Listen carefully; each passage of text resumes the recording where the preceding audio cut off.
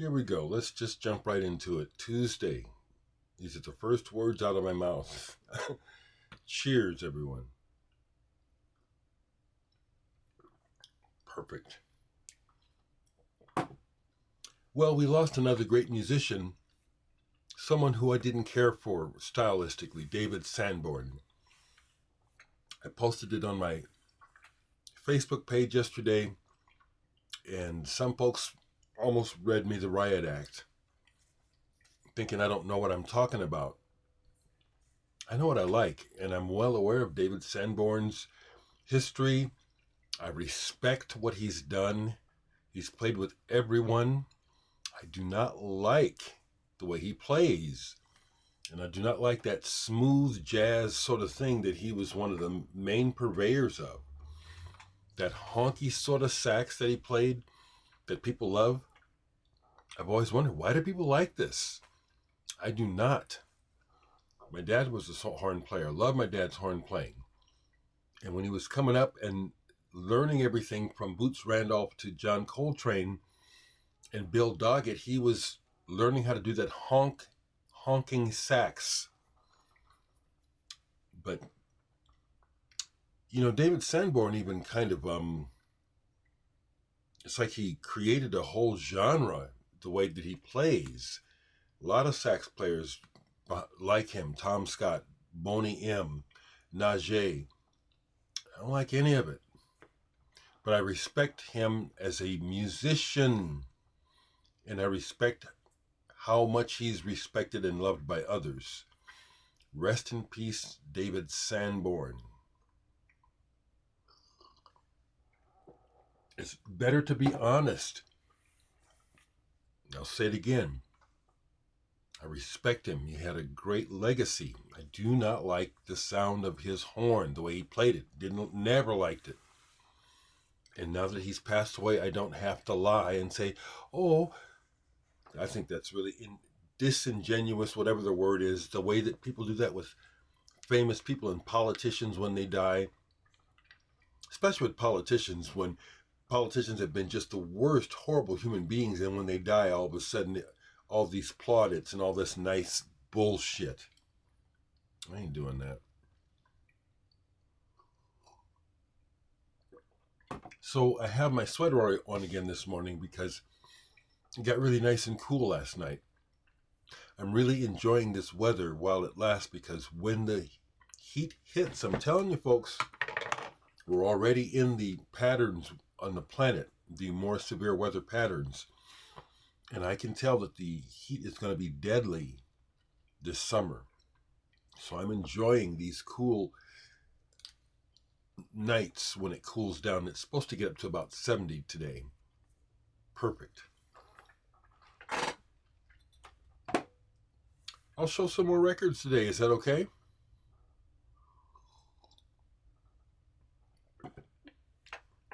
Overall, I'm on cruise control. Hey, Stephanie, I'm glad that you watch me, and I love it when you leave a comment, big sister. I love it. Hoping for the best for Kareem, that he's got some interviews, and this is no time to be not without a job, especially in fucking California.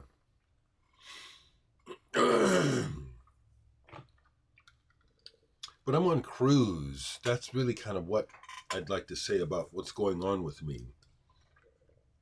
I'm just trying to enjoy my days. I don't have any big goals. The main thing I'm working on, and I'm doing it rather leisurely, is my next release. Which reminds me to show that Grapefruit got a hold of me yesterday and shared with me that my last copy of this that was down there on consignment sold yesterday. Nice. I've been sold out of this for a while. I don't have any extra copies. They're gone. And I think now that Grapefruit has sold their copy, there is one copy left in a store in Omaha at Recycled Sounds. And I don't know if it's a yellow or a black. I had this made in yellow and black vinyl. So that was good news. So I have more money to spend down at Grapefruit. I was very happy to get that message yesterday. That's the thing that I'm leisurely working on, is what will be the next record that I submit to a record label, FPE number one, because they said they would put it out. I have basically 3 albums worth of material to choose from that I could, aside from mastering, could put together and put out like now. But there's no hurry. I'm not feeling like it's like, yeah.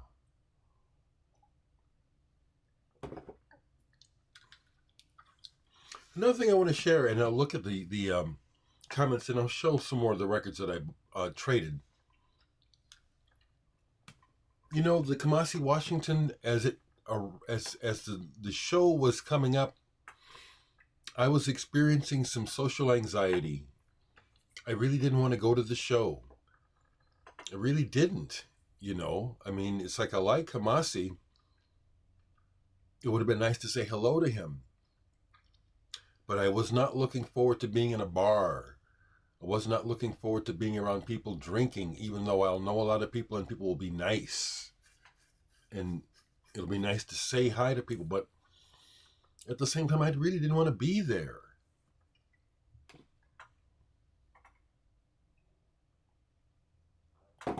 And that's okay. I got to be okay with it. But I was feeling a little bit of stress about it, actually. Like, it's like, am I letting people down? Because the one person let me know they were bummed, But I don't want to, okay. Let's look at the comments. I appreciate this. I hope you folks don't mind me sharing, because some of these are worth sharing from my perspective. Someone shared that they were working on one of their illustrations, and they said they were going to put on the Muse again to listen to while working on it. Cheers. I love that. That's good, inspiring music for you. Andrew Badart replied about the Cervello Melos album. Well, I'll tell you what. I wish that I could afford its money. I would love to have not just all of the great Italian progressive rock albums, but really pretty much all the progressive rock albums from the world, because that was, once I started to get into it, it wasn't one country. It was like, well, what do they sound like here? What do they sound like here? And I found that it's all interesting. Sweden, Greece, everywhere, And if I were rich, if I had money to burn, would I spend hundreds of dollars on records, on one record, an original copy? If I could afford it, yes, I would. Just 'cause, okay? Yes, and he goes on about, I've got, and there's a lot that I don't have, like Napoli Central. I still don't have that on vinyl. Someone asked, why does the Focal Point have a Korean obi? Questions like this, to me, it's like, they're easy to answer. Why don't you just go on Discogs and look it up? That's what I did. It's a Korean import. It's a Korean record label. It's pretty simple. And then the other thing he said is that he lives in Korea and had never heard of Sanalem. Well, that's what I like about me, which is I do hoover like a vacuum cleaner music and music information. And I will very nerdily sit here when that's what I'm doing, looking up information, reading histories, reading about record labels, trends, etc. There's a lot I haven't heard about because you can't hear of everything, but I check out a lot. Yes, I do. And I agree with Bluger that, yes, he closes his eyes at gigs to fully immerse with the music. I do that a lot too. So what else is sitting down here? Well, I showed this. I bought this recently. This is the most recent released by Laurel Halo. It's a split with Jessica Ecomane on the GRM label. Listened to both sides of this last night. And it's interesting, the Laurel Halo is a long ambient piece until the end where she does these very mysterious chords on the piano. And it's like, what are those chords? And then she doesn't repeat them. I love shit like that. So it's like, I haven't done it yet, but I'm going to explore and find what that chord is. If the chord, she just hits it. It's not like I never heard it before, but that's the cool thing about music is when you juxtapose things and they become something bigger. This was like, ooh, what is that? Played this last week, Animal Collective, Merriweather Post Pavilion. Saw them on the tour when they toured this album. This is wonderful. It reminds me a lot of the Beach Boys, but it's also really psychedelic. They play with sound on here a lot. And I like this album. I like the band. Yeah, they were good. When I saw them, though, I kind of got tired and didn't stay for the whole show. I actually left. Here's another one from my trade at Grapefruit. Alan Ravenstine, Nautilus. This is two of his EPs put together on one LP. Alan Ravenstine, who was in Per Ubu, a synthesizer player. I had never heard this, but I just knew that this would be good. And this is good. It's almost like a soundtrack, but it's like two different projects. And interestingly, there's some saxophone playing on here that is reminiscent a little bit of the smooth jazz type of sound that David Sanborn made famous. And that's the part of the record I don't like. Like, for example, Young Americans, the saxophone on David Bowie's Young Americans, I hate that. I always have. And now that Sanborn has passed away, do I have to say I like it? No, I still don't like it. This is my least favorite Bowie record. I've always thought that honking sax sound was shitty. I'm just being honest. It's not disrespectful. Played a 12-inch single out of my Techno singles from the early 2000s. One that just... I like the color, but it's also good. Christian Smith.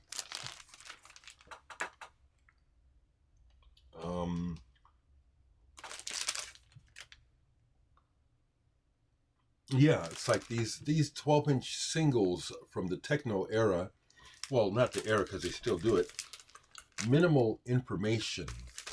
Sometimes I'm in the mood for this, and I love it. Here's one I thought maybe I was going to trade it. I used to have more of their records, and I did trade them in because I don't need a whole lot. But this is good, and I do like them. The OCs.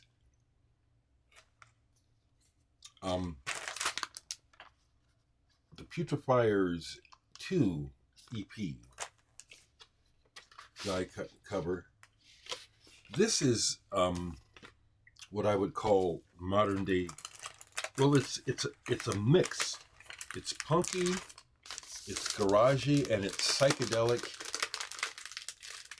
and it does all that. Like on most of the records that I've heard, it goes through all that. John Dwyer, is that the guy's name? And he had a band before this, Coach Whips. I don't have Coach Whips. Really liked Coach Whips. That was like really like almost going insane. Really good. OC's good. That person that mentioned Korea said that they live in Korea and never heard of this. That's not the first time that I've gotten comments like this where people say, well, I live in a certain country and I never heard of this record. I kind of like that. Sanalum. Three Brothers. Psychedelic. Pop. What else did I get that I didn't show? I didn't show everything. Well, here's something I pulled just because I want to listen to it, because I love Prague, and this is not Italian, this is Spanish Prague, and it's very good, except for the drum solo. Atila, Intention. I had shown this in a group recently, and someone shared that they thought that this was the first progressive rock album to come out of Spain. I don't know if that's true. I just know that it's very good. And I have another album by the band, by Atila. It's good stuff. This one is very da-da-da-da-da. That toccata and fugue, I believe, is what they do. Okay, I think I have just a couple more. I've shown all those. Okay, here is one. Here's a new album that I got with my trade. Bjork's last album, Fossora. Fossora. Some of you folks who follow me know that I've expressed in the past where I'll get a little irritated or tired of Bjork's voice. And so I have to listen to her in the mood. But the fact of the matter is she does not repeat herself. She doesn't. She just has that sort of timbre of her voice. It's like, after a while, it's like, okay, that's enough of Bjork. You know, she can only do so much with her voice, you know. And consequently, what's interesting is she focuses on the voice a lot on her records. This new one is no exception. I got the green vinyl. But I really like this, okay? So much so that one side I had to play it twice because it's like, this is good. There's electronics involved, but not nearly as much as there has been at times. This is really focused on the voice. And there's this one track on here where I noticed the voices of the black voice, a young black male voice, almost like The Weeknd, and it's like, whoa. The way that she is putting it into the song, it's unexpected, and it's pretty damned cool. So, Bjork, Fossora. I have not seen Bjork in concert. Never got to see the Sugar Cubes.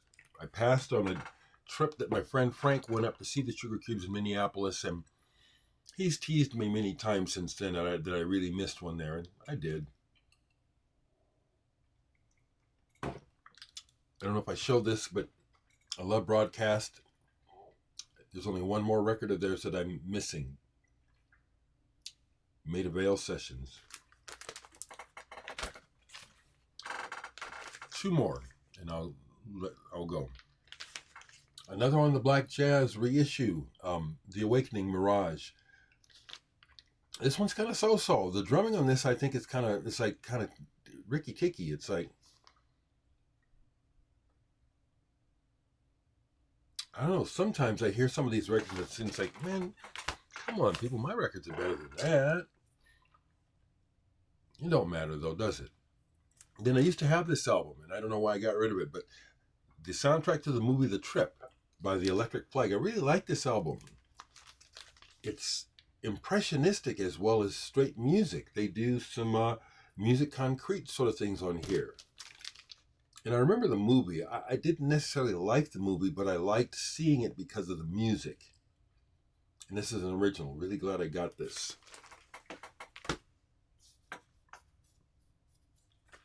Okay, folks. So I'm watching the news. I'm not going to say. I think you all know what. Well, for me, one of the big stories that I'm watching is because of the election year. I'm watching what's happening with someone who has no business, never had any business in office in the first place. And it's just fries my mind how corrupt the system is and how we could end up with that motherfucker in office again. But I'm watching, I'm checking it out, and I'm seeing it's like there is no justice. Everything has a price tag. It sucks. Other than that, on a personal level, I hope that you're doing okay. I do hope that you're prevailing over whatever your personal challenges are, because we all have them. And try to have a good day. and stay in touch.